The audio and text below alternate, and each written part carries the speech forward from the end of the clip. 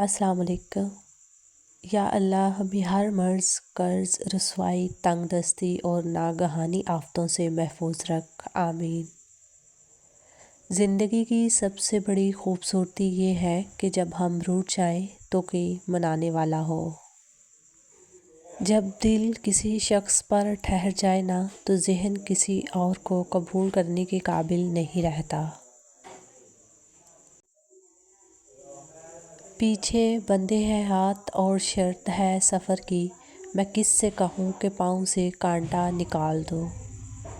اچھا انسان وہ ہے جو کسی کا دیا دکھ تو بھلا دے لیکن کسی کی دی ہوئی محبت کبھی نہ بھلائے۔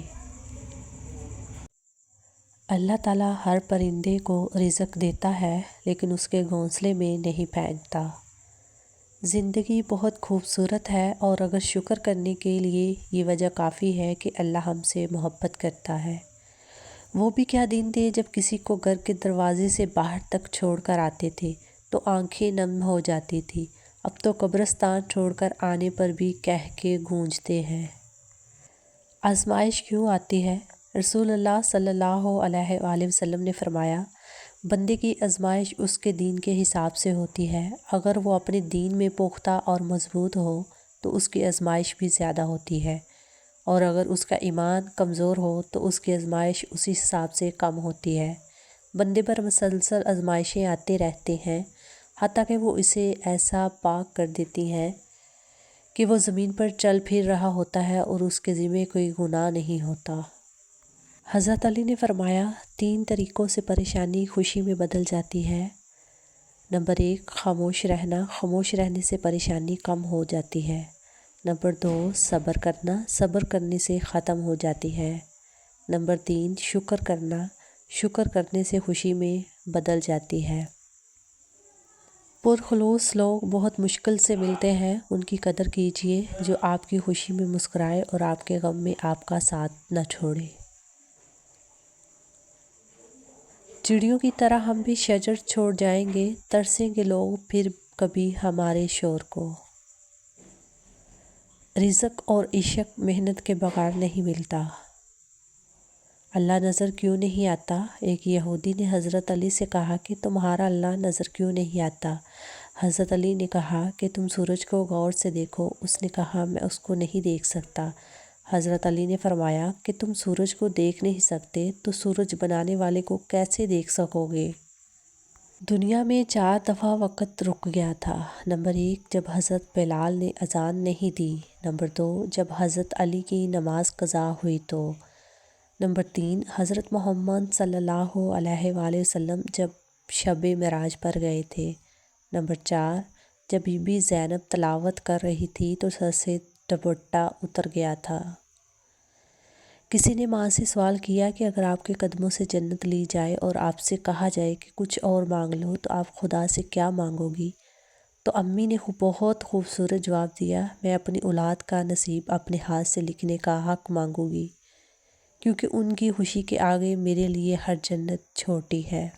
اللہ کو بہت پسند ہے دولت مند کی عاجزی، جوانی کی عبادت، غریب کی سخاوت اور گناہ گار کی توبہ۔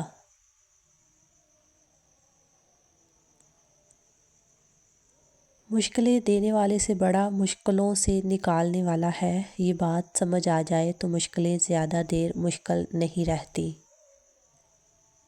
ہمارا اللہ اتنا مہربان ہے کہ ہماری عبادت اور تقوی کو ہمارے چہروں سے ظاہر کر دیتا ہے، مگر ہمارے گناہ ساری دنیا سے پوشیدہ رکھتا ہے۔ جب کوئی بات اللہ کے لیے چھوڑ دو تو اسے دوبارہ مت پکڑو ورنہ پکڑ میں آ جاؤ گے۔ حضرت علی نے فرمایا، مشکلات ہمیشہ بہترین لوگوں کے حصے میں آتی ہیں کیونکہ وہ اس کو بہترین طریقے سے انجام دینے کی صلاحیت رکھتے ہیں۔ یہ دکھ نہیں کہ زمانہ خلاف ہے میرے، یہ رنج ہے کہ میرا یار بھی منافق ہے۔ جس نے رجوع کیا وہ پا گیا، انا میں جو رہا وہ رہ گیا، جو تنہا رہا وہ فنا ہوا، نہ میں رہا نہ تو رہا، جو جھک گیا وہی سب پا گیا۔ صبر ایسی چابی ہے جو بہت سی مشکلات کے حل کے دروازے کھول دیتی ہے۔ ایک بزرگ سے کسی نے پوچھا کہ عبادت کرنے کے لیے بہترین دن کون سا ہے؟ بزرگ نے کہا، موت سے ایک دن پہلے۔ اس نے حیرت سے دیکھا کہ موت کا وقت تو معلوم نہیں۔ فرمایا، تو پھر زندگی کے ہر دن کو آخری سمجھو۔ نظر انداز ہونا شروع ہو جائیں تو کنارہ کشی کر لیں۔ وضاحتیں آپ کا کھویا ہوا مقام واپس نہیں لا سکتی۔ برائی ڈھونڈنے کا شوق ہے تو آئینہ استعمال کیجیے، دوربین نہیں۔ دوست کے ساتھ اس نمک کی طرح رہو جو کھانے میں دکھائی نہیں دیتا، لیکن اگر نہ ہو تو اس کی کمی بہت محسوس ہوتی ہے۔ شطرنج کا وزیر اور انسان کا ضمیر مر جائے تو کھیل ختم۔ ان لوگوں کا رشتہ بہت خاص ہوتا ہے جن کے جذبات الفاظ کے محتاج نہ ہوں۔ کون کیا کر رہا ہے، کیوں کر رہا ہے، کیسے کر رہا ہے، ان سب سے آپ جتنا دور رہو گے اتنا ہی خوش رہو گے۔ ہم پوری زندگی اس انتظار میں نکال دیتے ہیں کہ ایک دن ہم اپنی من پسند زندگی جئیں گے، لیکن یہ بھول جاتے ہیں کہ زندگی وہی ہے جو آج ہے، کل تو بس خواب ہے جس کی کوئی تعبیر نہیں۔ اگر ہمارا اخلاق صرف من پسند لوگوں کے لیے اچھا ہے تو ہم صرف موقع پرست ہیں، خوش اخلاق نہیں۔ اگر ہارا ہوا انسان ہارنے کے بعد بھی مسکرا دے تو جیتنے والا اپنی جیت کی خوشی کھو دیتا ہے۔ اپنی زندگی میں رنگ بھرنے کا اختیار کبھی کسی کو نہ دے۔ ہو سکتا ہے اس کے پاس سیاہ رنگ کے سوا کوئی اور رنگ ہی نہ ہو۔ خلوص بانٹتے بانٹتے جب خود خالی ہو جاؤ تب سمجھ آتا ہے کہ رشتے یک طرفہ بھی ہو سکتے ہیں۔ لوگ تم سے چاہیں جو بھی چھین لیں پر تمہارا مقدر نہیں چھین سکتے۔ پیسہ رزق کا سب سے ادنیٰ درجہ ہے، تندرستی رزق کا سب سے بڑا درجہ ہے، اولاد کی نیکی بہترین رزق ہے، اور خدا کی رضا کامل رزق ہے۔ کچھ رشتے کرائے کے مکان کی طرح ہوتے ہیں، انہیں جتنا مرضی سجا لو، چمکا لو، دیکھ بھال کر لو، کبھی اپنے نہیں ہوتے۔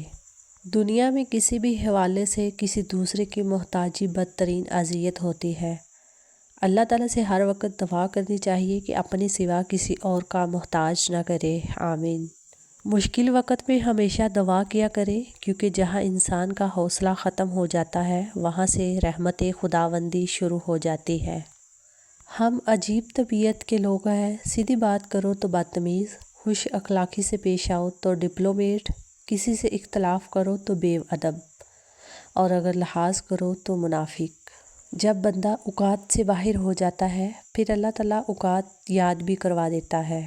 وہ مالک ہے، ایک پل میں چاہے بادشاہ کو پکڑ کر فقیر بنا دے، فقیر کو پکڑ کر بادشاہ بنا دے۔ انسان کو اپنی اوقات نہیں بھولنی چاہیے۔ اچھے انسان کی ایک نشانی یہ بھی ہوتی ہے کہ وہ ان لوگوں کو بھی عزت کرتا ہے جن سے اسے کسی قسم کے فائدے یا مفاد کی توقع نہیں ہوتی۔ اونچی پرواز کرنا چاہتے ہو تو رزق کی فکر چھوڑ دو، کیونکہ فضاؤں میں وہی اڑتے ہیں جنہیں رزاق پر یقین ہوتا ہے۔ دودھ پیتے موسیٰ غرق نہیں ہوئے حالانکہ وہ اپنی کمزوری کی انتہا پر تھے، اور فرعون غرق ہو گیا حالانکہ وہ اپنی طاقت کی انتہا پہ تھا۔ تکبر چاہے طاقت کا ہو، دولت کا ہو، حسن کا ہو، علم کا ہو، حسب نسب کا ہو، حتیٰ کہ تکبر چاہے تقویٰ کا ہی کیوں نہ ہو، انسان کو رسوا کر کے ہی چھوڑتا ہے۔ عاجزی اختیار کریں، کیونکہ انسان کی اکڑ خدا کی پکڑ پر ختم ہو جاتی ہے۔ یوسف علیہ السلام جانتے تھے سارے دروازے بند ہیں، پھر بھی بند دروازے کی طرف دوڑ رہے تھے، اور خدا نے ایک ایک کر کے سارے دروازے کھول دیے۔ کبھی اگر لگے کہ تمہارے لیے بھی دروازے بند ہیں تو جان لو کہ تمہارا اور یوسف کا خدا ایک ہی ہے۔ اللہ کی طرف سے مغفرت کے اسباب میں ایک بڑا سبب بھوکے کو کھانا کھلانا ہے۔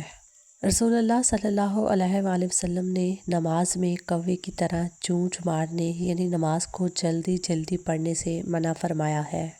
اجڑ گئے وہ باغ جن کے لاکھوں مالی تھے، سکندر جب چلا دنیا سے تو دونوں ہاتھ خالی تھے۔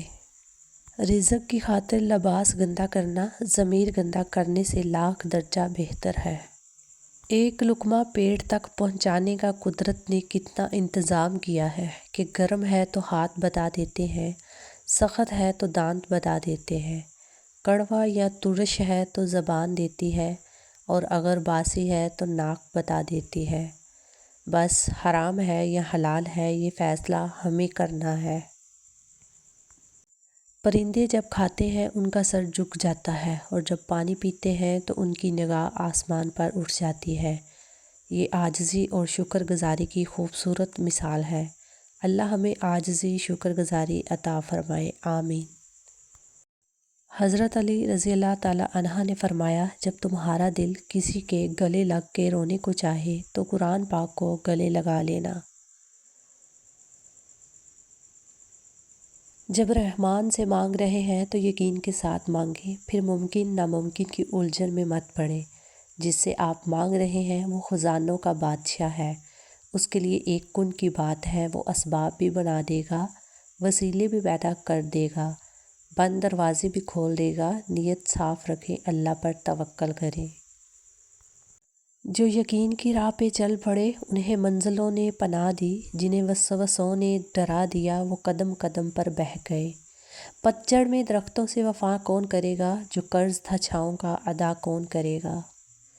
کوئی بھی دکھ ہمارا کیا بگاڑ لے گا، ہماری ماں نے ہمیں ورثے میں صبر سونپا ہے۔